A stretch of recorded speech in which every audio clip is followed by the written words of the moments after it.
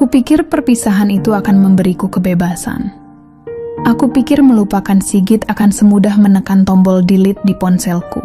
Tapi nyatanya, bayangannya terus menghantui.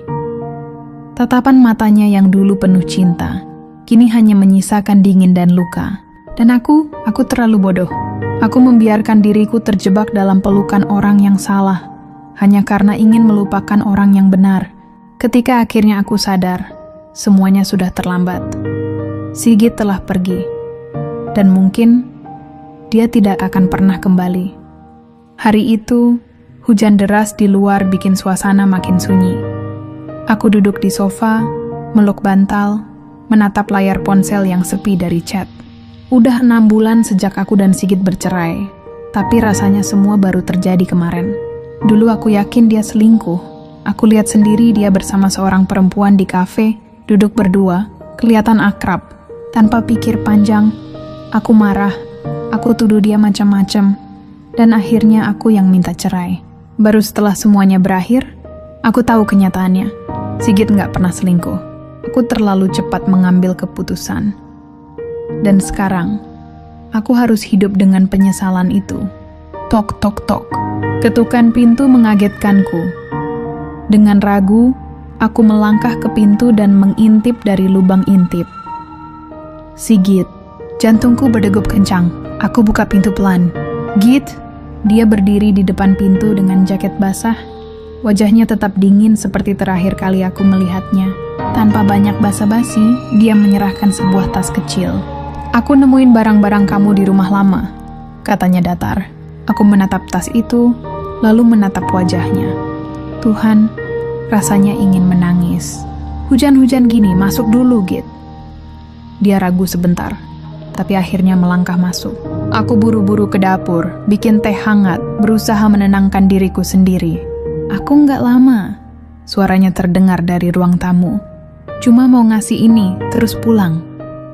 Aku membawa 2 cangkir teh, duduk di sofa, menatapnya dengan hati yang penuh sesak. Gak sekalian ngobrol? Tanya aku pelan. Sigit tertawa kecil, tapi hambar.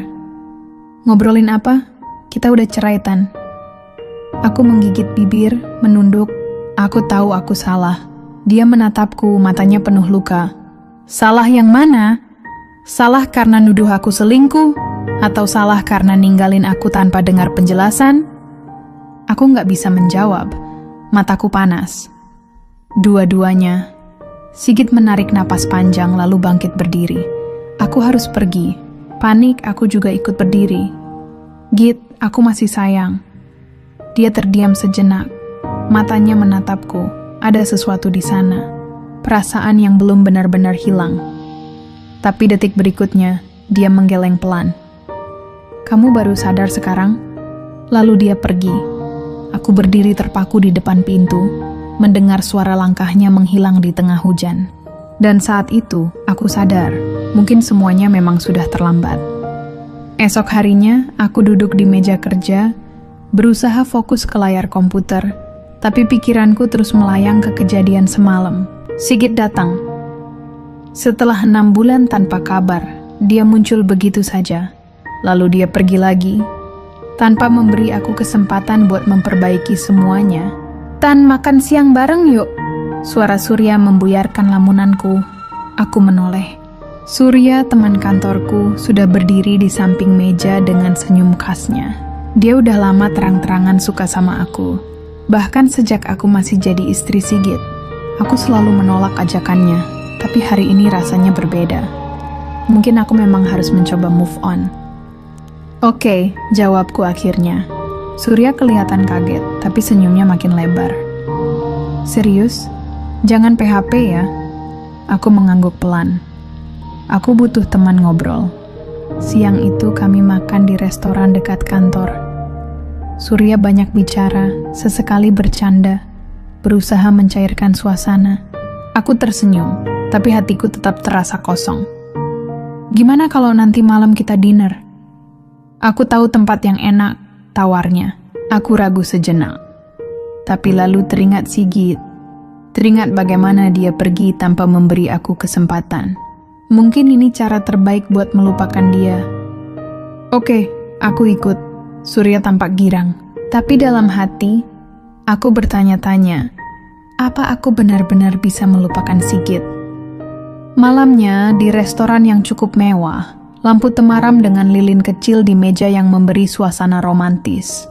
Aku menyesap minuman dari gelasku pelan, membiarkan cairan hangat itu mengalir di tenggorokan. Surya duduk di depanku, menatapku dengan senyum puas. Aku nggak nyangka akhirnya kita bisa dinner bareng gini. Aku tersenyum kecil. Aku cuma butuh suasana baru. Dia tertawa pelan. Kalau gitu biar aku kasih pengalaman yang lebih dari sekadar suasana baru. Aku cuma tersenyum tanpa menjawab. Selama ini, Surya memang nggak pernah berhenti mendekatiku.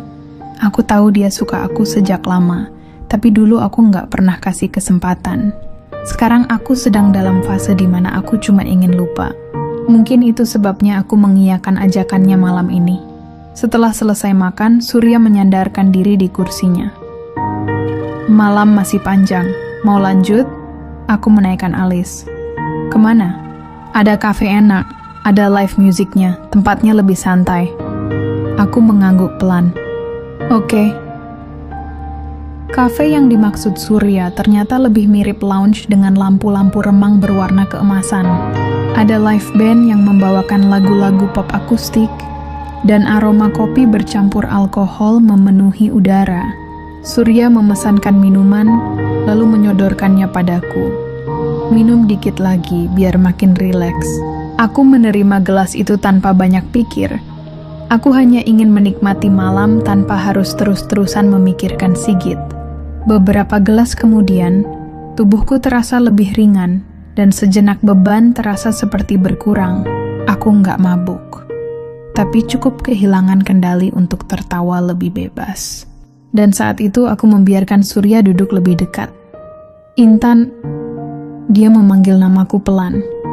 Aku menoleh, mata kami bertemu dalam pencahayaan redup. Tatapan Surya berbeda malam ini, lebih intens, lebih dalam. Aku selalu nunggu kamu, katanya pelan, suaranya serak. Aku menatapnya dalam-dalam. Dalam bayanganku yang sudah mulai kabur, wajahnya sekilas terlihat seperti Sigit. Aku menutup mata sebentar, mencoba mengusir bayangan itu. Tapi dalam pikiranku, tangan yang sekarang menggenggam tanganku adalah tangan Sigit. Senyuman itu, tatapan itu, semuanya terasa seperti dia. Tiba-tiba aku ingin menangis. Aku meneguk minuman lagi, membiarkan alkohol menyebar dalam tubuhku.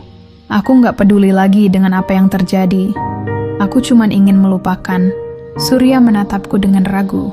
Kamu nggak apa-apa? Aku mengangguk. Ayo kita pulang. Di dalam mobil, aku menyandarkan kepala ke jendela, menatap lampu-lampu kota yang berpendar. Mataku berat, kepalaku mulai terasa melayang, susah rasanya mengendalikan pikiranku. Sesampainya di apartemen, aku merasa tubuhku lemas. Surya menopang tubuhku, membimbingku masuk. Kamu butuh istirahat, bisiknya. Aku hanya menggumam pelan saat dia membaringkanku di kasur. Aku bisa merasakan tangannya menyentuh pipiku, membelai rambutku. Dalam keadaan setengah sadar, aku melihat wajahnya. Dan sekali lagi, aku melihat Sigit. Aku tersenyum samar, mengulurkan tangan menyentuh pipinya. Git, bisiku pelan. Surya terdiam. Tapi detik berikutnya dia membalas sentuhanku.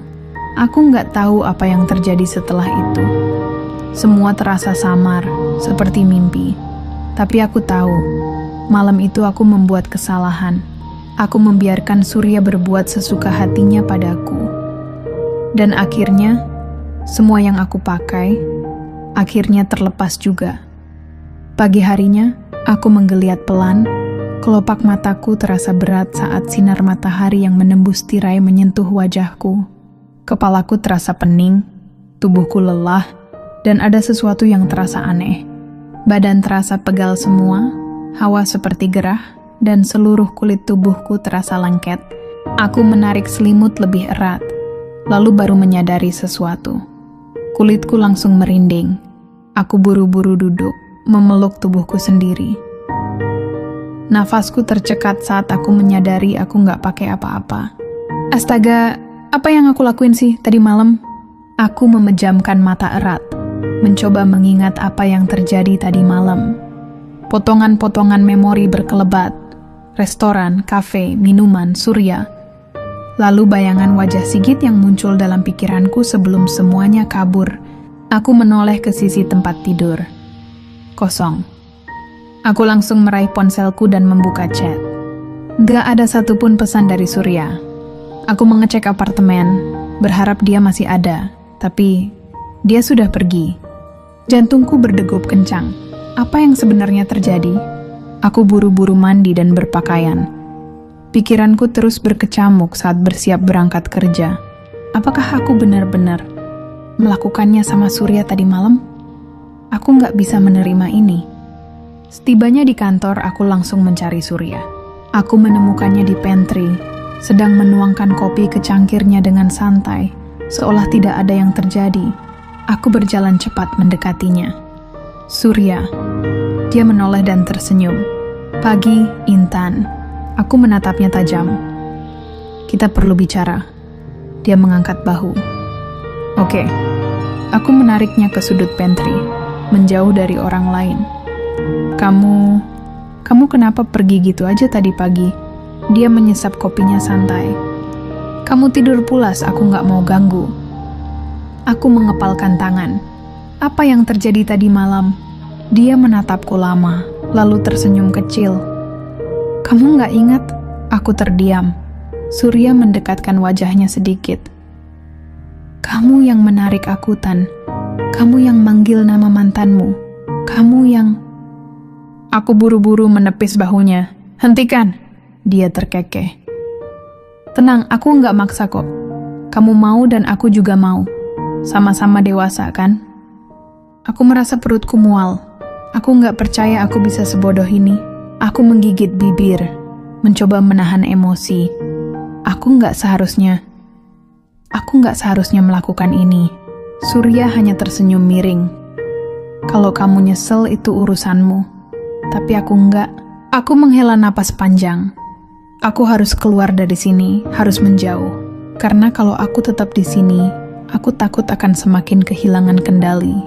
Aku menatapnya tajam sekali lagi sebelum berbalik meninggalkannya. Di dalam hati, aku tahu aku sudah terjebak dalam masalah yang lebih besar. Sejak pagi itu, Surya berubah. Dia makin sering menggodaku, mencari kesempatan untuk berdua. Bahkan dia terang-terangan membisikkan hal-hal yang membuatku merinding. Ayo, kapan kita ulang lagi malam itu? Bisiknya saat melewatiku di lorong kantor. Aku melotot. Surya, cukup. Tapi dia hanya terkekeh, lalu berjalan pergi seolah tidak ada yang salah. Setiap kali aku melihatnya, rasa takut makin menguasai pikiranku. Aku sudah terlambat 3 hari. Aku menatap kalender di ponsel dengan jantung berdebar. Bisa saja karena stres, kan? Aku memang banyak pikiran belakangan ini. Tapi bagaimana kalau tidak? Bagaimana kalau benar-benar ada sesuatu dalam tubuhku? Aku menggigit bibir, mencoba menenangkan diri. Aku nggak bisa panik. Aku harus memastikan dulu. Di kantor, Surya masih dengan kebiasaannya. Aku kangen, katanya pelan saat kami hanya berdua di ruangan. Aku menatapnya dingin. Aku enggak. Dia mendekat, suaranya lebih rendah. Kenapa sih? Kita udah pernah, masa nggak boleh lagi? Aku menghela napas tajam. Surya, cukup. Aku nggak mau dan aku nggak akan pernah mau lagi. Dia menatapku lama, lalu menyeringai kecil. Jangan sok jual mahal, Tan.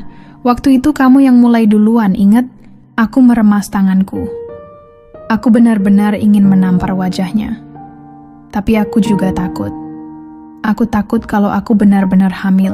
Aku takut kalau aku harus menikah bukan dengan pria yang aku cinta, tapi dengan pria yang menjebakku dalam situasi ini. Aku harus melakukan sesuatu sebelum semuanya terlambat. Dan yang paling penting, aku harus mencari cara untuk lepas dari Surya. Singkat cerita, beberapa hari kemudian, Di hari itu aku baru saja selesai makan siang ketika ponselku bergetar.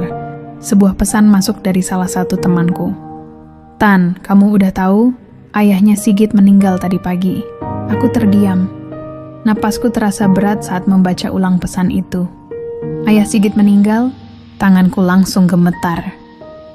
Aku tahu betapa dekatnya Sigit dengan ayahnya. Sejak ibunya meninggal saat dia masih kecil, ayahnya adalah satu-satunya keluarga yang dia punya. Aku buru-buru mengambil tas dan bergegas keluar kantor. Aku harus menemui Sigit. Ketika aku tiba di rumah duka, suasana sudah sepi. Beberapa pelayat masih duduk di teras, tapi sebagian besar sudah pulang. Aku melihat Sigit duduk sendirian di sudut ruangan, menatap kosong ke arah lantai. Hatiku menceli. "Git." Dia menoleh perlahan. Ada bayangan lelah di matanya, tapi juga keterkejutan saat melihatku. "Tan," aku menelan ludah, mencoba tersenyum meski hatiku ikut sakit melihatnya seperti ini. Aku ikut berduka. Dia hanya mengangguk pelan. Aku duduk di sebelahnya, membiarkan keheningan menyelimuti kami. Aku ingin memberinya ruang, tapi di sisi lain, aku juga ingin dia tahu bahwa aku ada di sini untuknya. Beberapa saat kemudian dia menarik napas panjang. "Sekarang aku sendirian, Tan." Aku menggigit bibir. "Kamu nggak sendirian, Git. Aku di sini." Dia menatapku. Dan untuk pertama kalinya dalam waktu yang lama, aku melihat kilasan rasa sakit yang dia pendam. Aku nggak punya siapa-siapa lagi. Suaranya lirih, hampir berbisik. Aku meraih tangannya, menggenggamnya erat. "Aku masih ada, Git." Dia tidak menjawab, hanya menatap tanganku yang menggenggam tangannya. Lalu perlahan, jemarinya bergerak membalas genggamanku. Di saat itu, aku sadar. Perasaan ini tidak pernah benar-benar hilang. Dan mungkin aku masih punya kesempatan untuk memperbaiki semuanya. Sekitar 3 hari setelah itu, saat pagi, aku masih meringkuk di kasur saat suara ketukan di pintu apartemenku terdengar. Tok, tok, tok. Intan bangun. Suara itu, "Sigit?" Aku buru-buru bangkit dan melangkah ke pintu, membuka sedikit. Begitu melihatnya, aku langsung kaget. "Kamu ngapain pagi-pagi ke sini?" Tanyaku dengan suara serak karena baru bangun. Sigit tersenyum kecil, tapi ada sesuatu di matanya yang bikin aku nggak bisa menolak. "Ayo ikut aku hari ini." Aku mengerutkan dahi. "Hah? Kemana?" "Kita bolos kerja." Aku mengernyit. "Hah?" Dia nyengir. "Aku udah pesen tempat di glamping. Butuh udara segar. Sekalian ngajak kamu. Berangkat yuk." Aku diam sebentar. Berpikir. Harusnya aku nolak. Harusnya aku bilang nggak bisa. Tapi entah kenapa, aku malah berbalik masuk, ambil jaket, dan berkata, "Tunggu 5 menit." Setelah perjalanan 2 jam yang diisi obrolan ringan, tawa kecil, dan lagu-lagu lama yang dulu sering kami dengarkan bareng, tak lama kami sampai di area glamping di pegunungan. Udara dingin langsung menyergap saat aku turun dari mobil. Sigit menggandeng tasku, seolah masih pacarku saja. "Kita ntar semalam di sini ya." Aku mengangkat alis. "Satu kamar?" Dia nyengir lagi. "Kalau kamu nggak kuat dingin, bisa tidur deket aku." Aku memutar bola mata. Dasar modus. Malamnya, kami duduk di depan, menghangatkan diri di dekat api unggun. Sigit menarik napas panjang. "Setiap malam aku masih suka kebangun, Tan, nyari suara bapak, terus sadar kalau rumah kosong." Aku menatapnya. Dulu aku juga pernah jadi rumah buat dia. "Git." Aku menggenggam tangannya, mencoba memberi kenyamanan. Dia menoleh menatapku dalam. Aku tahu ada banyak hal di kepalanya dan mungkin di kepalaku juga. Aku menelan ludah, lalu tersenyum kecil. "Kamu kedinginan?" tanyaku, mencoba mencairkan suasana. Dia menghela napas, lalu tiba-tiba menarik selimut tebal yang tadi dia siapkan. Dengan gerakan santai, dia melingkarkannya ke tubuh kami berdua. "Git."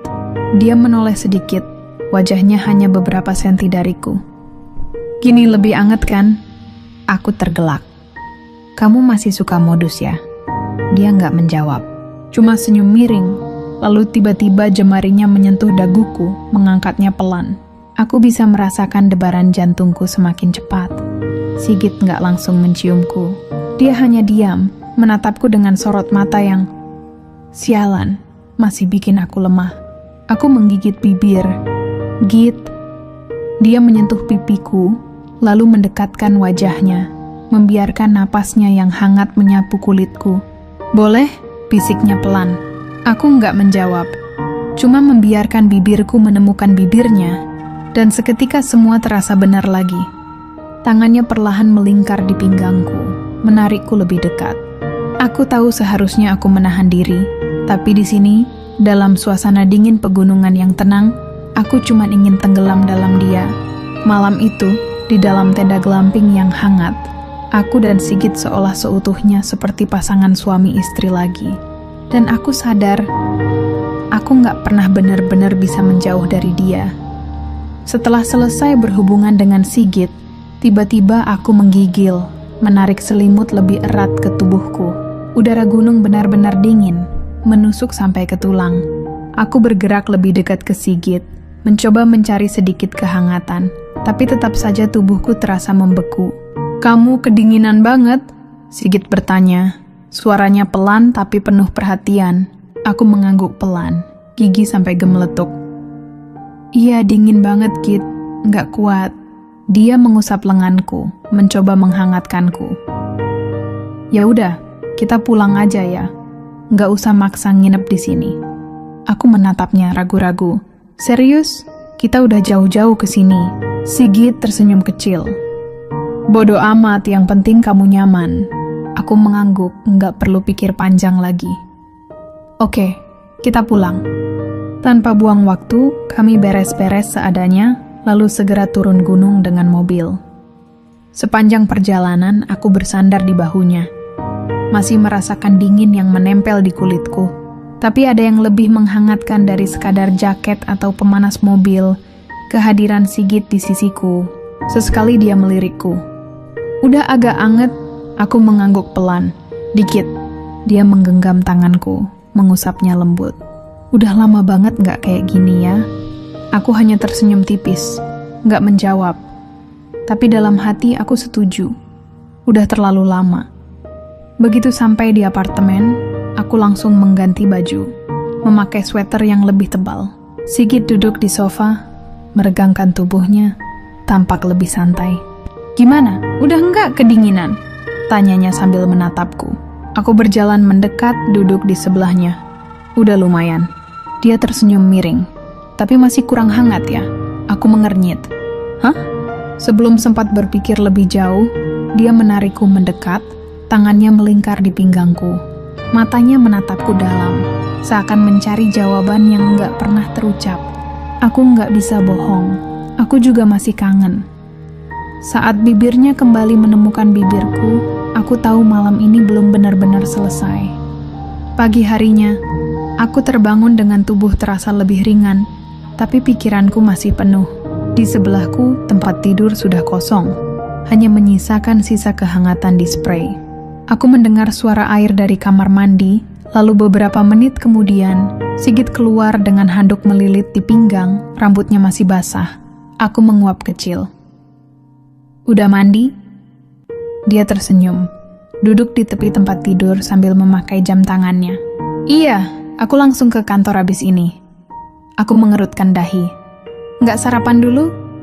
Dia menoleh sebentar, lalu menatapku dengan ekspresi yang sulit diartikan. Aku udah dapet yang lebih dari sarapan semalam.